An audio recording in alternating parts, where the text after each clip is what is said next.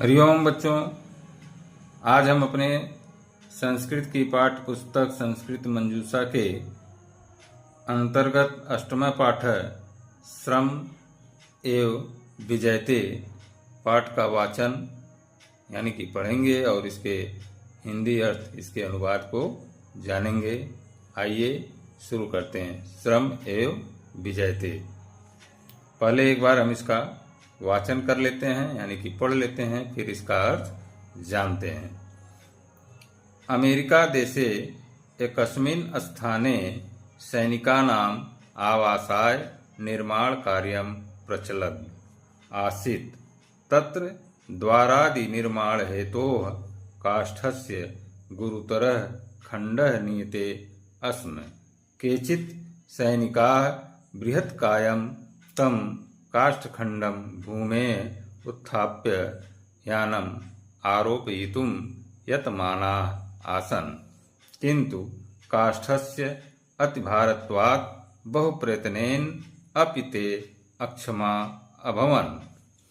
तेषां सैनिकानाम् एकः नायकः अपि आसीत् यः दूरत एव अधिकबलप्रयोगाय तान् प्रेरयति अस्म।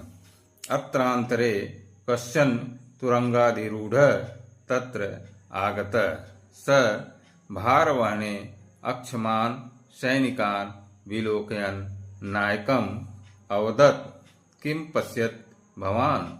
यदि एतेषां सहयोगं भवान् कुर्यात् तदा कार्यं सुकरं स्यात्।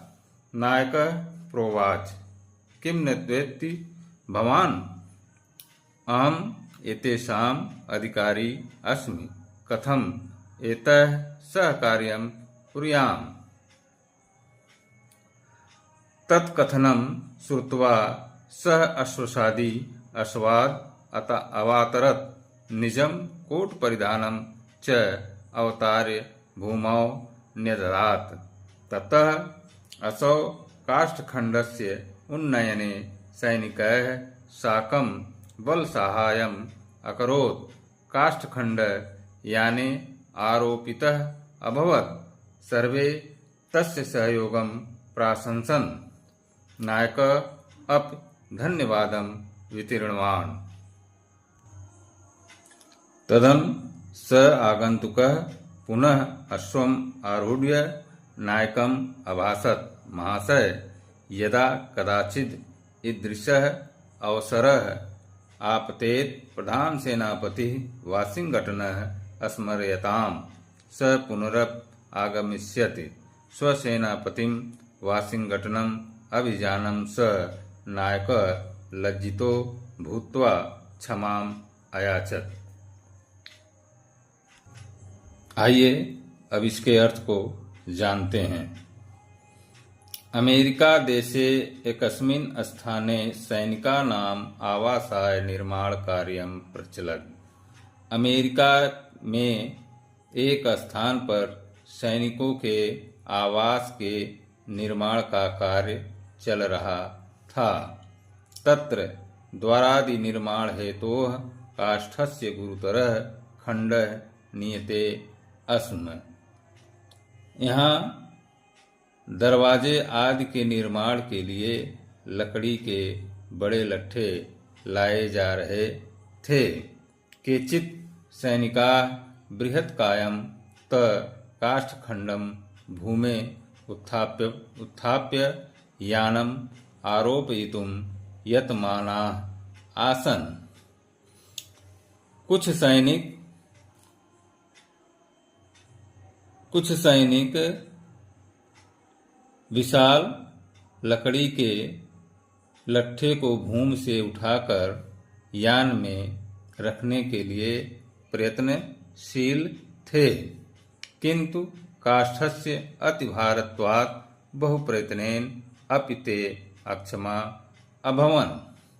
किंतु लकड़ी के बहुत भारी होने के कारण बहुत प्रयास करने के बाद भी वो असमर्थ होते थे। तेषां सैनिकानाम् एकः नायकः अपि आसीत्। उन सैनिकों का एक नायक भी था।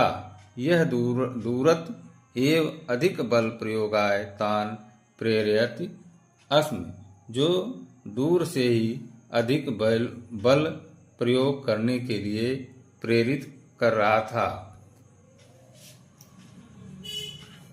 अत्रांतरे कश्चन तुरंगाधिरूढ़ तत्र आगतः। इसी बीच घोड़े पर सवार एक व्यक्ति वहां आया। सह भारवहने अक्षमान सैनिकान विलोकयन् नायकम अवदत्। वह सैनिकों के भार उठाने में अक्षम देखकर नायक से बोला, किम पश्यत भवान, आप क्या देख रहे हैं? यदि एतेषां सहयोगम भवान, यदि इनका सहयोग कर दें तदा कार्यम सुकरम स्यात्, तो यह कार्य शीघ्र ही संपन्न हो जाए। नायक प्रोवाच। इस पर नायक बोला, किम न वेत्ति भवान, आप ही क्यों नहीं सहयोग करते? अहम एतेषाम अधिकारी अस्मि, मैं इनका अधिकारी हूँ। कथम एतः सह कार्यम कुर्याम, इनके संग मैं कार्य क्यों करूं? तत्कथनम श्रुत्वा, इस बात को सुनकर सह अश्वसादी व घुड़सवार अश्वात अवातरत, घोड़े से उतरा। निजम कोट परिधानम, और अपने कोट परिधान को उतारा। च अवतार भूमौ निर्धात, और उतार कर भूमि पर रख दिया। ततः असौ काष्ठखण्डस्य उन्नयने सैनिकैः साकं बल। ततः असौ काष्ठखण्डस्य उन्नयने सैनिकैः साकं बल सहायम् अकरोत्।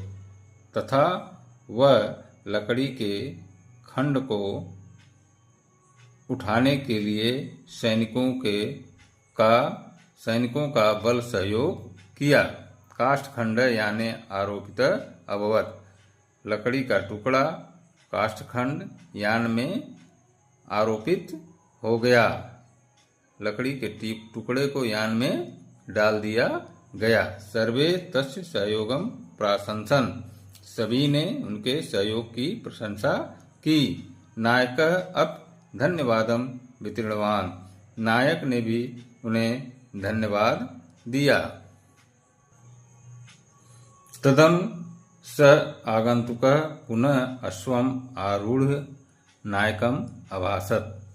तब वह आगंतुक पुनः घोड़े पर बैठकर नायक से बोला, महाशय महोदय, यदा कदाचित् ईदृशः अवसरः आपतेत्, यदि कभी इस तरह का अवसर समय आ जाए, प्रधान सेनापति व सिंघटन स्मर्यताम्, प्रधान सेनापति व सिंघटन को याद कर लेना। स पुनरप आगमिष्यत्, वह पुनः उपस्थित हो जाएगा।